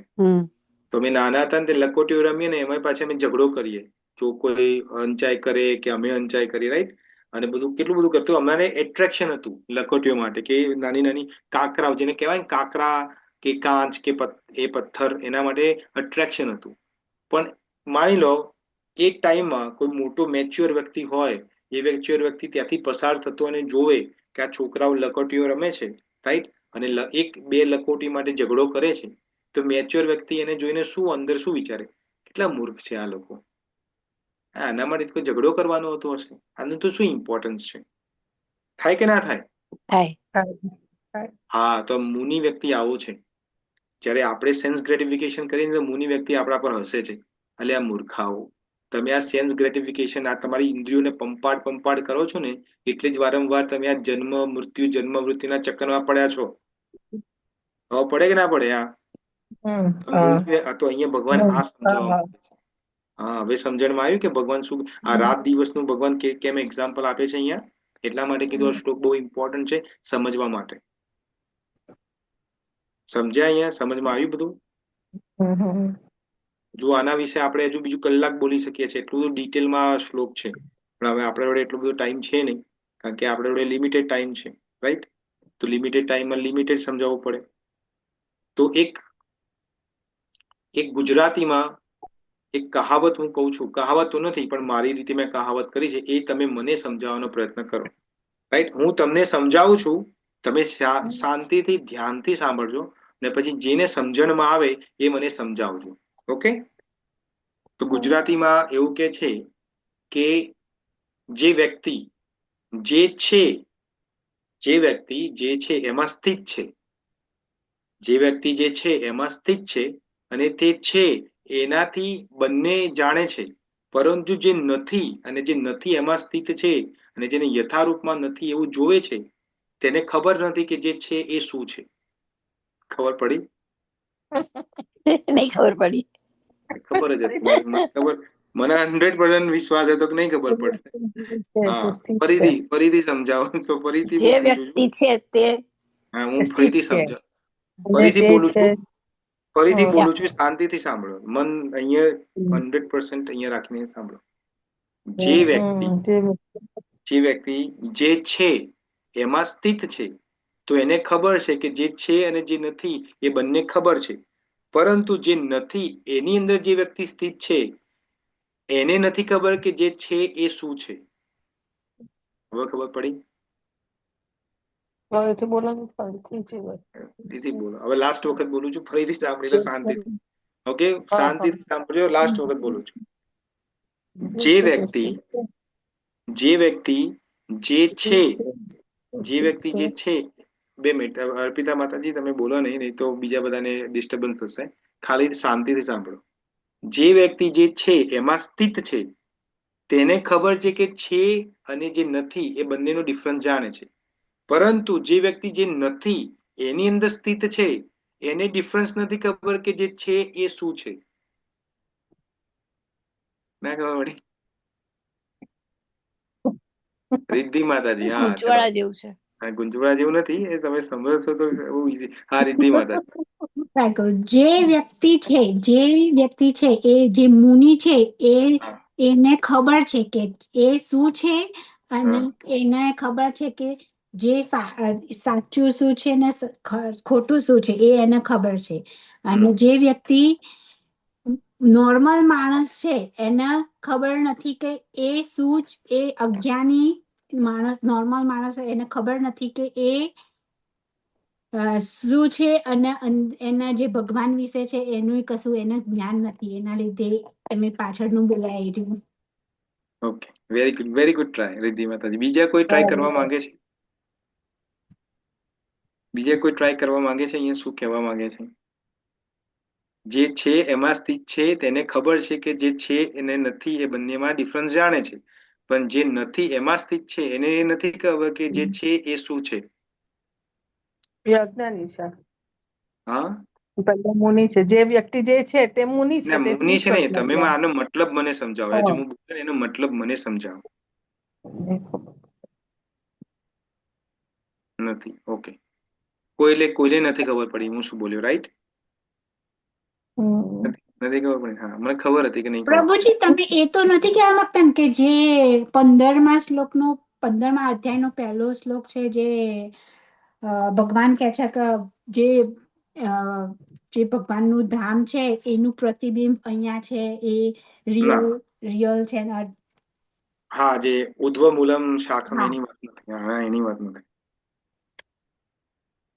ઓકે, એટલે કોઈને નથી ખબર પડી કે હું શું કહેવા માંગુ છું, રાઈટ? હાથે કરીને કોમ્પ્લિકેટેડ શ્લોક સમજાય તો ખબર પડે ને. એટલા માટે તો કોમ્પ્લિકેટ રાખ્યું છે. બહુ ઇઝી બધું મળી જાય તો ભાઈ મેર ના પડે. થોડું તો મગજ વાપરવું પડે ને. યા કશું યા તો અહીંયા છે. હમ એટલે જો હવે સમજો તમે આને શું કહેવા માંગે છે. તો અહીંયા કહે છે કે જે છે એમાં સ્થિત છે એને ખબર છે કે છે અને નથી એ બંને જાણે છે. તો એનો મતલબ એક્ઝામ્પલ આપીને કે માની લો કોઈ કોઈ બાળક હોય, કોઈ બાળક છે એને માત્ર એનું બાળપણ જ જોયું છે, પણ જે વૃદ્ધ વ્યક્તિ છે એને બાળપણ પણ જોયું છે, યુવાન પણ જોઈ છે અને વૃદ્ધાવસ્થા પણ જોઈ છે. રાઈટ? તો હવે સમજો આ તમને એક બીજા એક્ઝામ્પલ તમને મુનિ તરફ લઈ જવા માંગુ છું. તો અહીંયા શું કે જે વ્યક્તિને ખબર છે કે જે છે એને ખબર છે કે જે છે અને નથી એ બંનેમાં ડિફરન્સ જાણે છે. તો વૃદ્ધ વ્યક્તિ એ વૃદ્ધ થઈ ગયેલો છે તો એને ડિફરન્સ ખબર છે કે બાળપણ શું છે, યુવાની શું છે અને ઘડપણ શું છે. રાઈટ? પણ જે વ્યક્તિ નથી એની અંદર સ્થિત જે છે તો બાળક જો બાળક જ છે, જો એને યુવાની નથી જોઈ કે વૃદ્ધાપાસ નથી જોયો તો એને નથી ખબર કે જે છે એ શું છે.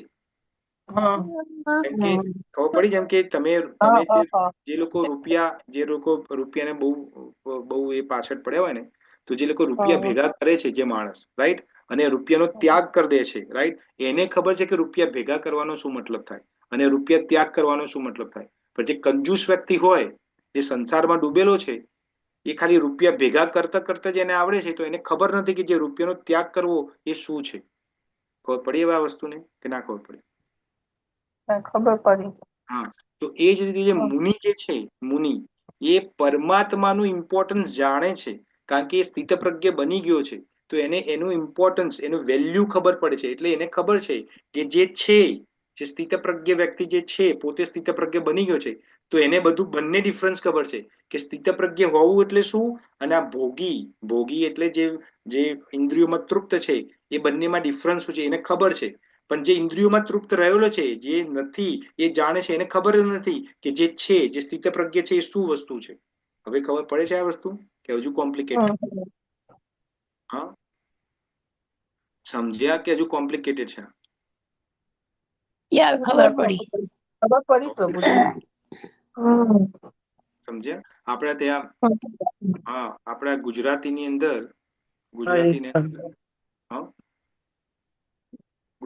ગુજરાતીની અંદર આપણે એક સુંદર એક કીર્તન છે, તમને ખબર હશે, તમે સાંભળેલું પણ હશે. ને કીર્તનમાં એવું કે છે કે રામ રાખે તેમ રહીએ ઉદ્ધવજી. યા યા મીરાબાઈનું છે, રામ મીરાબાઈનું રાખે ભજન છે. તેમ રહીએ ઉદ્ધવજી, આપણે તો ચિઠ્ઠીના ચાકર થઈને રહીએ. યા કોઈ દિન રહેવા બાગ બગીચા તો કોઈ દિન જંગલમાં પણ રહીએ. કોઈ દિન ખાવાને શીરો ને પૂરી તો કોઈ દિન ભૂખ્યા પણ રહીએ. કોઈ દિન પહેરવા હીરા માણેક તો કોઈ દિન સાદા ફરીએ. કોઈ દિન સુવાને ગાદીને તક્યા તો કોઈ દિન ભોય પર પણ સૂઈએ. રામ રાખે તેમ રહીએ ઉદ્ધવજી, આપણે તો ચિઠ્ઠીના ચાકર થઈને રહીએ. આ સાંભળેલું છે તમે? યા સાંભળેલું છે. આ તો જે મુનિ જે છે ને એ આ રીતે રહે છે. મુનિને જે આવ્યું એક્સેપ્ટ છે. એને એવું નથી કે ભાઈ ઓહો આ રોજ ખીચડી ખાવાની, રોજ ખીચડી પ્રસાદમાં, રોજ ખીચડી. એને તો જે આવ્યું, આજે ખીચડી આવી તો ખીચડી, કાલે ગુલાબજાંબુ આવે તો ગુલાબજાંબુ, એવરીથિંગ એક્સેપ્ટેડ. પોતાની ઇન્દ્રિયોને પંપાડવા માટે પીછો નથી કરતો. એટલે સ્થિતપ્રજ્ઞ કીધો છે. સમજ્યા તમે? સ્થિતપ્રજ્ઞ. હવે તમને આ ખબર પડી રાત દિવસનું કેમ ભગવાન એક્ઝામ્પલ આપે છે અહીંયા? તો જે વસ્તુ આપણા માટે, જે નોર્મલ વ્યક્તિઓ માટે રાત છે, તો એનો મતલબ કે જે નોર્મલ વ્યક્તિઓ ઇન્દ્રિયોમાં ડૂબેલા છે એ માટે એને સવાર છે, એને એ જાગ્રત છે કે મારે આ ઇન્દ્રિયો તૃપ્તિ નથી કરવાની. પણ જે વ્યક્તિ જાગ્રત છે, હવે એનો જાગ્રતનો મતલબ શું, તમને એક બીજું એક્ઝામ્પલ આપું એટલે સમજમાં પડશે. તો નોર્મલ વ્યક્તિ હોય ને, નોર્મલ વ્યક્તિ, જે આપણે નોર્મલ વ્યક્તિ છે, સ્થિતપ્રજ્ઞની વાત નથી કરતા, તો નોર્મલ વ્યક્તિ શાની અંદર જાગ્રત છે? પોતાના કર્મ કરવાની અંદર, પોતાના કર્મના ફ્રૂટમાં, કે મારે આ કર્મ કરવું તો મને આ પરિણામ મળવું જોઈએ, એની અંદર જાગ્રત છે. ત્યારે મુનિ એની અંદર સુવેલો છે, કારણ કે મુનિને ખબર કે હું સારું કર્મ કરીશ, હું ભગવાનનું કરીશ તો ભગવાનને જે આપવું હશે. પણ જે નોર્મલ વ્યક્તિ ક્યાં સુવેલો છે? કર્મ કરવામાં. આપણે જયારે કર્મ કરીએ છીએ ને ત્યારે વી આર નોટ અવેક. આપણને ખબર જ નથી કે આપણે કેમ કરીએ છીએ, શા માટે કરીએ છીએ, શું રીઝન છે, કશું જ નથી ખબર. ત્યાં મુનિ અવેક છે. મુનિને ખબર છે કે હું આ કર્મ શું કામ કરું છું, મારે આ કરવું જોઈએ કે ના કરવું જોઈએ. એટલા માટે અહીં કીધું છે કે નોર્મલ વ્યક્તિ, નોર્મલ જે ભૂત જે છે, ભૂત એટલે આપણે બધા ભૂતા, આપણે ભૂત કહેવાય સંસ્કૃતમાં, ભૂત કહીએ છીએ આપણે. તો જે ભૂત જે છે એ નોર્મલ ઊંઘી જાય. ઊંઘી જાય એટલે જયારે કર્મ કરે છે ત્યારે કેવા કર્મ કરે છે? વિધાઉટ થિંકિંગ એટલે કરો. પણ જે મુનિ એક એક કર્મ વિચારીને કરે છે. પણ આપણે જયારે ફળ લેવાનું હોય છે ત્યારે જાગૃત હોય, પ્રભુ મેં આટલું કર્યું તો મને આટલું ફળ જોઈએ. ત્યારે મુનિ ત્યાં સોયેલો હોય છે. મુનિ કે હવે તારે જે ફળ આપવું હોય કૃષ્ણ, ફળ તારા ઉપર છે. મને ફળ આપીશ તો પણ કોઈ વાંધો નહીં, નહીં આપે તો પણ કોઈ વાંધો નહીં. એને સ્થિત પ્રજ્ઞ કહેવાય છે. હવે સમજમાં આવ્યું આ આખો શ્લોક? એટલે મુનિ કર્મ કરતી વખતે જાગ્રત હોય છે. હા, તો મુનિ બરાબર. કર્મ કરવામાં જાગૃતિ હોય છે અને કર્મના ફળમાં સૂતેલો હોય છે. એ સુતેલો આપણું હોય છે, બરાબર. આપણું ઊંધું છે. આપણે કર્મની અંદર જાગૃત નથી, આપણે ફળની અંદર જાગૃત છે કે મારે આ ફળ જોઈએ. પણ કર્મ શું કર્યું છે એ બેભાન અવસ્થામાં કરીએ છીએ. એ થઈ પડશે આ કર્મ તો ભાઈ, હવે કર્મ તો નિયમ જ છે, જેવું કરો એવું ભરો. યા તો અહીંયા આ શ્લોકનો આ જ મતલબ થાય છે. હવે અહીંયા હું મારા શબ્દોને વિરામ આપું છું. તમારે લોકોને કોઈ ક્વેશ્ચન હોય તો કરી શકો છો. હરે કૃષ્ણ. એ કોઈ ક્વેશ્ચન કોઈનો?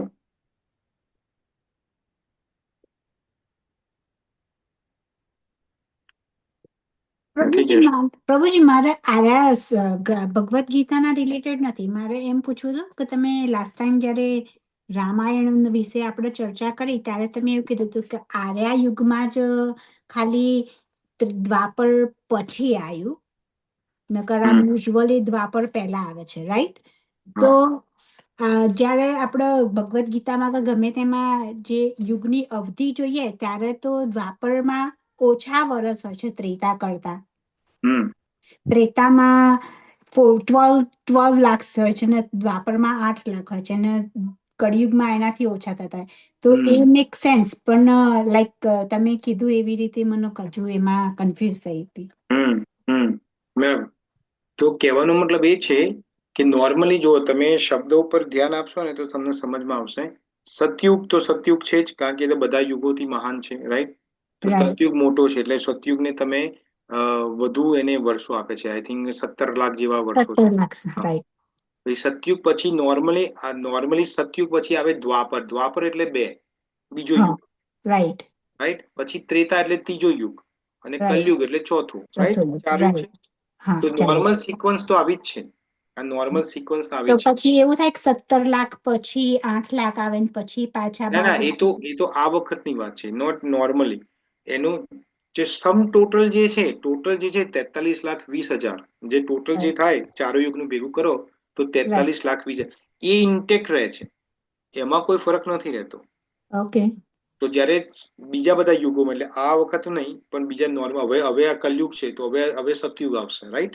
કલયુગ પૂરો થાય તો સતયુગ આવશે ત્યારે એની અવધિ 17 લાખની આજુબાજુ છે. 17,20,000 ની આજુબાજુ જે પણ હોય, મને એક્ઝેક્ટ યાદ નથી. પછી સતયુગ પછી દ્વાપર આવશે. નોર્મલી આ વખત ત્રેતા આવ્યો પણ દ્વાપર આવશે, રાઈટ?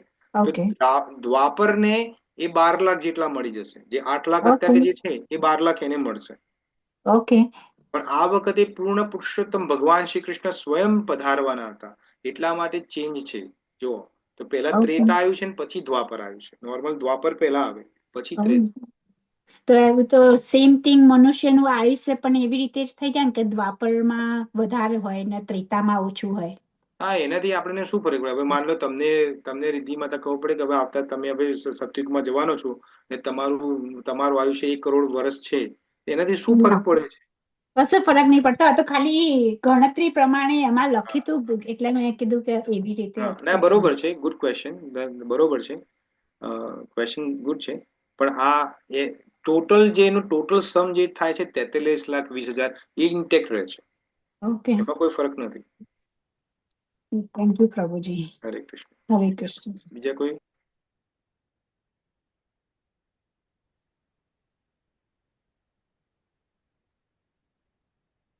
બીજા કોઈનો ક્વેશ્ચન નથી? તમારા બધાનો વારો આવવાનો છે. આપણે હવે 72મો શ્લોક પૂરો થશે પછી તમારે બધાને ભગવદ્ ગીતાનો એક શ્લોક બીજા ચેપ્ટરનો કે પહેલા ચેપ્ટરનો, આમ તો પ્રિફરેબલી બીજા ચેપ્ટરનો, તમારે 5 મિનિટ એના ઉપર બોલવાનું છે બધાને એક એક કરીને. તો પછી હું ક્વેશ્ચન પૂછીશ. તમે નથી પૂછતા તો હું પૂછીશ પછી ક્વેશ્ચન. કારણ કે તમે બધા હવે જ્ઞાની થઈ ગયા છો ને, તમને કોઈ ક્વેશ્ચન થતા નથી, એટલે પછી મને તમે જયારે એક્સપ્લેન કરશો ત્યારે મને ક્વેશ્ચન થશે, પછી હું પૂછીશ તમારે, એટલે તમારે પછી મને જવાબ આપવાનો છે. તૈયારી ચાલુ છે ને તમારે બધાની? આવતા વીકે આપણું ખતમ થઈ જશે આ ચેપ્ટર સેકન્ડ પૂરું. 72 શ્લોક છે, આજે 69 તો લઈ લીધો, એટલે 3 શ્લોક બાકી છે હવે આપણે. રવિ, સોમ અને મંગળ પૂરું. હા, અધમ પતિ તે જીવ છીએ અમે, યાદ જ નહીં રહેતું ને પ્રભુજી. તો યાદ એટલા માટે નથી રહેતું કે જેમ ગાય, તમે ગાય જોયેલી છે? ગાય કે ભેંસ પેલા ચરે બધું, અને પછી શું કરે, વાગોળે, બેસી એક જગ્યાએ બેસીને વાગોળે, જે ચરેલું હોય ને એને વાગોળે, એને વાગોળે જ કહેવાય ને એને. હા, તો તમે આપણે વાગોળતા નથી, આપણે આજે સાંભળ્યું પછી પતી ગયું, પછી હવે કૃષ્ણની મરજી, આપણને યાદ નથી રહેતું. એના માટે હા, જો તમે સ્કૂલમાં ભણતા હોય, આપણે બધા સ્કૂલમાં ભણેલા જ છીએ, તો સ્કૂલમાં જયારે આપણે જઈએ તો આપણે તો જે 5-6 કલાક હોય એમાં અડધો કલાકના 8-9 ક્લાસીસ હોય, રાઈટ? તો કોઈ ગણિતનો ક્લાસ હોય, કોઈ ગુજરાતીનો હોય, કોઈ ઇંગ્લિશનો હોય, કોઈ વિજ્ઞાનનો હોય, રાઈટ? આપણે બધા ભણતા હતા, પછી એ લોકો લેસન આપતા હતા, યાદ છે? અને ઘરે જઈને લેસન કરતા હતા આપણે. તો જયારે લેસન કરતા હતા તો આપણને યાદ રહેતું હતું. કેમ? કારણ કે એને તમે વારંવાર ગૂંથતા હતા, આપણે લેસન કરતા હતા. અહીંયા તો કોઈ લેસન જેવી વસ્તુ નથી. અહીંયા તમે 1 કલાક આવ્યા છો, સાંભળ્યું, હવે હરે કૃષ્ણ. તમને તો રેકોર્ડિંગ પણ હું મોકલું છું, એ પણ કદાચ તમે હાર્ડલી કોઈ લોકો સાંભળતા હશો, કારણ કે હું જોઉં છું count, I can see the count કે કેટલા લોકોએ સાંભળ્યું. મને એ નથી ખબર કે કોને સાંભળ્યું, મને કાઉન્ટ દેખાય છે તો મને ખબર પડે છે કે કેટલા લોકો સાંભળ્યું છે, પણ આ વખતે તમે નથી મોકલ્યા. હા, નથી મોકલ્યું. કાલે સવારે બંને મોકલી દઈશું. પણ કહેવાનો મતલબ છે કે એક વખત આપણે જો અર્જુન નથી, અર્જુન જોડે તો 45 મિનિટની અગર આખી ભાગવત ગીતા એને ભગવાન કૃષ્ણએ બોલી દીધી ને એને સમજણમાં પણ આવી. આપણે તો એક શ્લોક માટે 18 વર્ષ થાય તો પણ ના ખબર પડે. તો આપણે એને વારંવાર પુનરાવર્તન કરવું પડે, વારંવાર સમજવાનો પ્રયત્ન કરવો. ભગવત ગીતા હાથમાં લેવી જ પડશે. તમે એવું સમજશો કે આ કલાક ક્લાસ તમે જોઈન કરશો ને પૂરી ભગવત ગીતા આવડી જશે તો એ ઇમ્પોસિબલ છે. હું ખાલી અહીં તમને ગુજરાતીમાં જેટલું મારાથી પોસિબલ હોય ઉદાહરણો સહિત કે ઇઝીમાં ઇઝી તમને સમજાવવાનો પ્રયત્ન કરી શકું. પણ તમારે ભગવત ગીતા પોતે જ્યારની પુસ્તક જે હાથમાં નહીં લો તો પાસ પરીક્ષામાં કઈ રીતે થશો? એના માટે તો લેવી જ પડશે. દિવસના 5-10 મિનિટ જો નથી આપણે આપી શકતા ભગવત ગીતા માટે તો સમજણ કઈ રીતે આવશે? એ તો ભાઈ ભગવાન જ માને. હવે તમને એવું લાગે કે મને કેમ આટલું આવડે છે?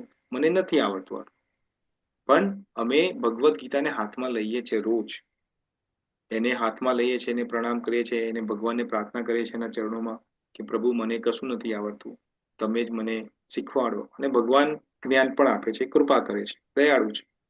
અમને એવું નથી કે અમે માના પેટમાંથી ભગવત ગીતા શીખીને લાવ્યા છે, કે જયારે અમે માના પેટમાં હતા તો અમારા પપ્પા ભગવત ગીતાનું રિસાઇટેશન કરતા હતા અને અમારી માં સાંભળતી હતી અને અમે અભિમાન્યુની જેમ સાંભળતા હતા, એવું કશું નતું.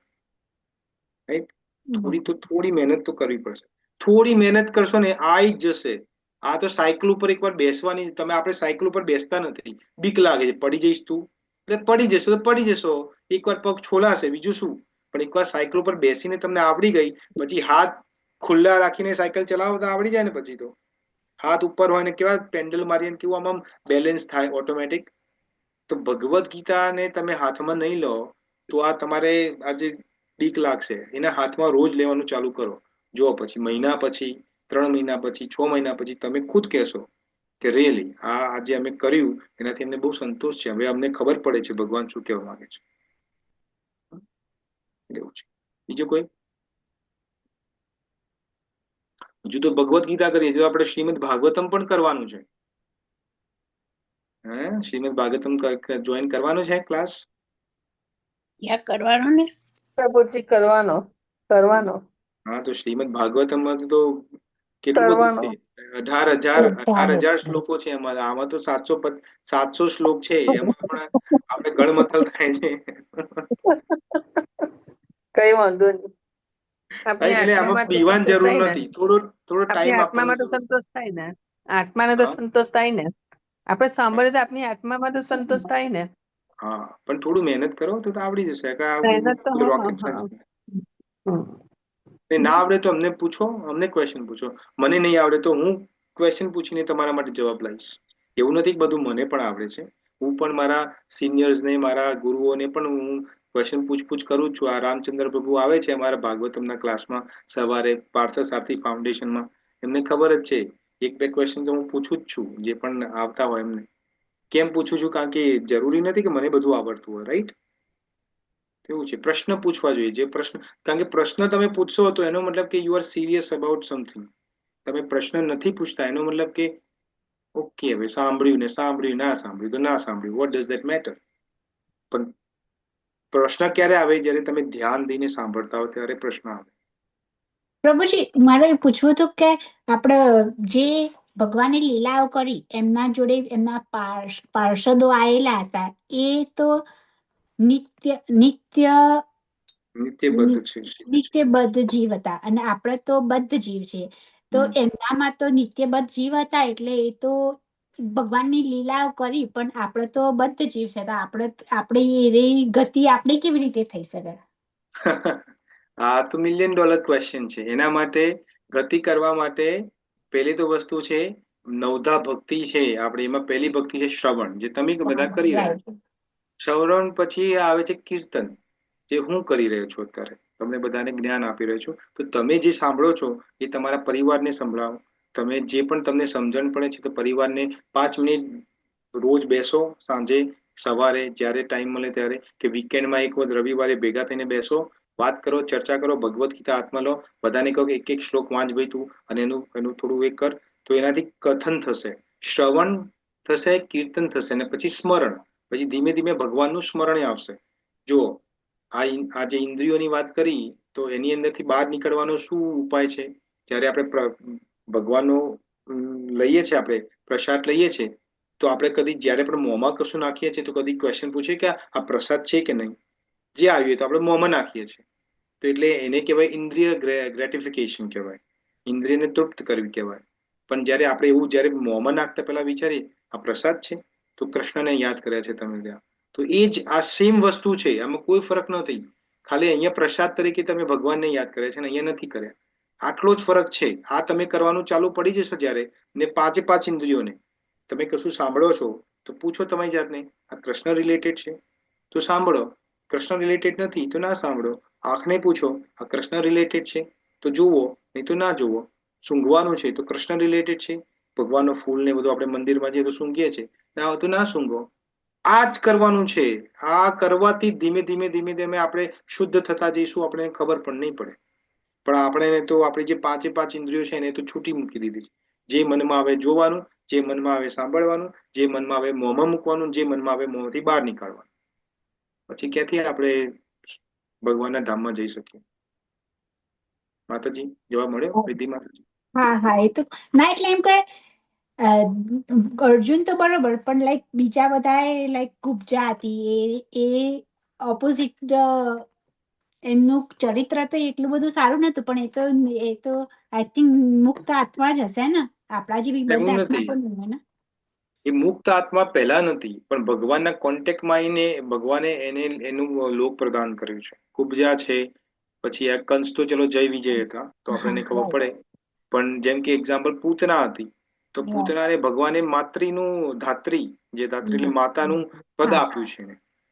તો ભગવાન તો બધું કરી શકે છે. તો આપણે ભગવાન તરફ પ્રયાણ નથી કરતા. આપણને બીક લાગે છે કે હા, હું ભગવાન તરફ જઈશ તો મારા બધા જન્મો હવે વેસ્ટ થઈ જશે, હું તો અહીંયા મજા કરવા આવ્યો છું, એ બધું થઈ જાય, આપણને બીક લાગે છે. પણ જેમ જેમ ભગવાન, હા, જેમ જેમ શાસ્ત્રોનું કે કશું લાઈક શ્રવણ કરીએ છીએ ને, તો પછી એવું થાય છે કે આપણે તો કશું કરતા નહીં, તો આપણી તો ગતિ થવાની લાગતી જ ના નહીં. એવું નથી. એવું નથી. જો ભગવાનની કૃપા ના હોય તો તમે શાસ્ત્રનું શ્રવણ કરી પણ ના શકો. આપણે આ ગ્રુપમાં, આપણા જે ભગવદ્ ગીતાનું ગ્રુપ છે એમાં more than 60 લોક છે, more than 60 થી વધુ જ છે. પણ કેટલા લોકો આવી શકે છે? તો કેમ નથી આવી શકતા બીજા લોકો? એવું નથી કે એમને ભગવાનની કૃપા નથી એમના પર, છે. પણ જો એક છે ભગવાનની કૃપા, જે 25% ભગવાનની કૃપા છે, રાઈટ. બીજી છે ગુરુની કૃપા, જે 25% છે, રાઈટ. એમ કરીને 75% કૃપા થાય, પણ 25% કૃપા તમારે તમારી જાત ઉપર કરવી પડે. આ તમે જેટલા પણ જોઈન થાવ છો, આપણા ક્લાસની વાત કરીએ, એક્ઝામ્પલ છે, તમે બીજા ક્લાસીસમાં પણ થતા હશો, પણ એક્ઝામ્પલ છે, તો એ તમે તમારા ઉપર કૃપા કરો છો. તો એવું ના વિચારો કે શાસ્ત્રોમાં, કારણ કે શાસ્ત્રમાં જે લખ્યું છે બધું ટોપમોસ્ટ છે. બધા એ ત્યાં પહોંચવા માટે, જેમ તમારે ડોક્ટર બનવું હોય, આ વૈશાલીબેન ડોક્ટર છે, તો તરત જ જન્મ્યા તરત ડોક્ટર થોડા બની ગયા. એમને પણ સેમ જ કોર્સ લીધો છે, એકડ એક બગડ બે શીખ્યા છે. ધીમે ધીમે ગ્રેજ્યુઅલ પ્રોગ્રેશન થયું છે એમનો. 10મું ધોરણ, 12મું ધોરણ, કોલેજ, આ તે, પછી એ ડોક્ટર બન્યા છે. તો આપણે સીધું વિચાર, હું કઈ રીતે ડોક્ટર બને? એના માટે સ્ટેપ બાય સ્ટેપ પ્રોસેસ છે. તો આને પકડી રાખો, આ પ્રોસેસને પકડી રાખો. આ જન્મ નહીં તો આવતો જન્મ, એ જન્મમાં તમે કોઈના કોઈ જન્મમાં તમે એટલા એલિવેટ, તમે બધા ભગવદ્ ગીતા સાંભળો છો, તો કોઈ જન્મની અંદર તમે ભગવાન સાથે તમે આ પ્રાર્થના કરી હશે, કાં તો તમારું એ નિશ્ચય થયો હશે કે ભગવાનની ભગવદ્ ગીતાનું નોલેજ અમારે લેવું છે, એટલા માટે તમે અહીંયા ભેગા થઈને ભગવદ્ ગીતા સાંભળો છો. નહીં તો આ પોસિબલ નથી. તો એ વિશ્વાસ ને એ જે ઈચ્છા છે એ ભગવાન માટે કરો કે ભગવાન, મારે તારા ધામમાં આવવું છે, તારી સેવા કરવી છે, તારી જોડે રહેવું છે. તો આ નહીં તો કોઈ જન્મમાં ભગવાને પૂરું કરાવશે, ધીમે ધીમે પ્રોગ્રેશન કરાવશે આપણે. પણ એવું વિચારે કે હાય હાય, આ શ્રીમદ ભાગવતમમાં તો પૃથુ મહારાજનું કહાની આવે છે, પ્રહલાદ મહારાજ, ધ્રુવ મહારાજ, આ બધાને તો પ્રાપ્ત થાય, અમને કઈ રીતે ભગવાન પ્રાપ્ત થશે? તો એનાથી ડિજેક્ટેડ નથી થવાનું. એનાથી આપણને એ કરવાનું કે એ લોકોનું જો પ્રાપ્ત થઈ શકે, તો આ વિચાર કરો, આ કુબજા જેવી કુબજા, જેને કામ વાસના હતી ભગવાન માટે, જો એને ભગવાન પ્રાપ્ત થાય, આ તાડકા જેવી, આ પૂતના જેવી પૂતના, જેને ભગવાન પ્રાપ્ત થાય, તો આપણે તો એવા નથી. આપણે ના તો ભગવાનને મારવા માટે જઈ રહ્યા છે, ના તો બીજી કીર્તિજી છે. તો આપણને કેમ ભગવાન પ્રાપ્ત ના થાય? પણ એના માટે પ્રોગ્રેશન કરવું પડે, આપણે ધીરજ રાખવી પડે. આમાં ભક્તિમાં ધીરજ સિવાય કશું ના થાય. ધીરજ અને સિન્સિયર રહેવાનું છે. આ બે હશે તો બધું જ પ્રાપ્ત થાય. ઓકે, એ તો ઓકે. હવે મને ખબર પડી કે તમે કીધું કે જે બધા મુક્તાત્માઓ નથી. મને એવું હતું કે જે ભગવાન જોડે લીલાઓ કરે બધા મુક્તાત્માઓ હતા, એટલે. ના, એવું નથી. Okay, thank you. હરે કૃષ્ણ. હરે કૃષ્ણ માતા. બીજા કોઈ ક્વેશ્ચન છે કોઈને?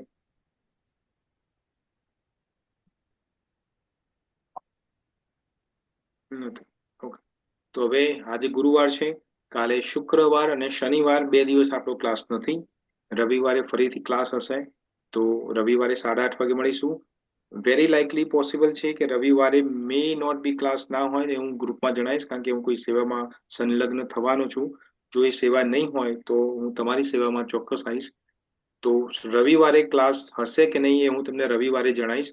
બટ સો ફાર અત્યાર સુધી આપણે રવિવારે ક્લાસ છે, તો રવિવારે 8:30 વાગે મળીશું. આ રેકોર્ડિંગ જે છે એ કાલે મને અવેલેબલ થઈ જશે ઝૂમ ઉપરથી, તો હું તમને શેર કરી દઈશ ગ્રુપમાં. તો તમે એને સાંભળવું હોય તો તમે સાંભળી શકો છો.